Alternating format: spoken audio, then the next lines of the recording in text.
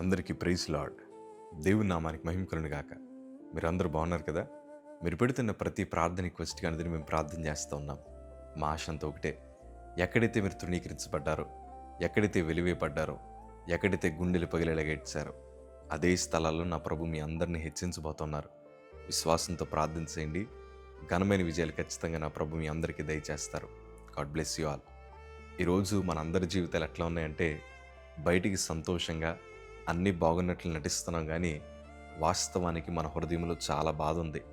ఏదన్నా ఒక నమ్మకమైన భుజం దొరికితే ఆ భుజం మీద పడి ఏడుస్తూ మనకుండే బాధ అంతా వారికి పంచుకుందామని ఆలోచిస్తున్నాం, కానీ మనకి నమ్మకమైన వారు మన చుట్టూ ఎవరు కనిపించట్లేదు. ప్రియ సంగమా, ఆ రెండు చేతులు జోడించి మీతో పంచుకుంటున్నాను. ఈరోజు ప్రభు తప్ప మనకి నమ్మకమైన వారు ఎవరు లేరు. మనుషుల మనస్సు చాలా ప్రమాదకరమైంది.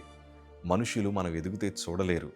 మనుషులు మనం పడిపోతే చూసి నవ్వేవారు ఉన్నారు, కానీ నువ్వు దుఃఖంలో ఉంటే నేను ఓదార్చడానికి ఎవరు ఉండరు. కానీ మన ప్రభులు వారు అట్లాంటి వారు కాదు.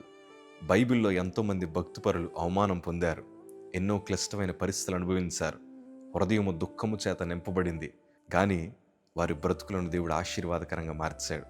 వారు ప్రభు మీద ఆధారపడగలిగారు. అందుకే వారి అనుభవంతో రాస్తూ ఈ మాట అన్నారు. యోబు గ్రంథము 5వ అధ్యాయం 11వ మాట చదవగలిగితే, అట్లు ఆయన దీనులను ఉన్నత స్థలంలో నుంచును, దుఃఖపడు వారిని క్షేమమునకు లేవనెత్తును. దీనులందరినీ కూడా ప్రభు ఉన్నత స్థలంలో పెట్టగలిగిన దేవుడు ఆయన. ఎందుకంటే ఆ దీనులకి తగిన కాలమును ప్రభు నిర్ణయించాడు. ఈరోజు బహుశా నీ దీనత్వాన్ని బట్టి అనేక మంది నిన్ను వేలెత్తి చూపి నిన్ను పలు రకాల మాటలు అనొచ్చు, నీ హృదయాన్ని దుఃఖపరచొచ్చు, నిన్ను గాయపరచొచ్చు. కొన్నిసార్లు మన కుటుంబ సమస్యలు బట్టి, మనకుండే అప్పుల బాధలు బట్టి, మనకెదురవుతున్న ఓటములు బట్టి అనేక మంది అనరాని మాటలు మనల్ని అంటూ ఉంటే మన హృదయం దుఃఖము చేత నింపబడుతుంది కదా. మీరేమీ కంగారు పడకండి. ఆ దుఃఖపడు వారందరికీ కూడా క్షేమస్థితిని మరలా నా ప్రభు తీసుకొస్తారు. మీరు అనుకోవచ్చు, పూర్వదినాలు అనుభవించిన సంతోషం మరలా మా జీవితంలోకి వస్తుందా? పూర్వదినాలు అనుభవించిన ప్రేమ ఆప్యాయతలు మరలా మా కుటుంబాల్లో కనిపిస్తాయా? పూర్వదినాలు అనుభవించిన ఆరోగ్యం మరలా మాకు వస్తుందా అని మీరు ఆలోచిస్తున్నారు కదా. నా ప్రభు మీ క్షేమస్థితిని మరలా తీసుకురాగలిగిన దేవుడు ఆయన. మా జీవితంలో కూడా ప్రభు అట్లనే చేశారయ్యా. ఈరోజు ఇలా సజీవులుగా ప్రభు వాక్యాన్ని మీతో పంచుకుంటున్నాం, కానీ గతంలో మా ఆలోచన కూడా అదే. మరలా మేము పూర్వదినాల్లో ఉన్నట్లు మా కుటుంబంతో కలిసి బ్రతుకుతామా? మేము సంఘములో ప్రభుని ఆరాధించగలమా? దేవుని మేము స్తుతించగలమా?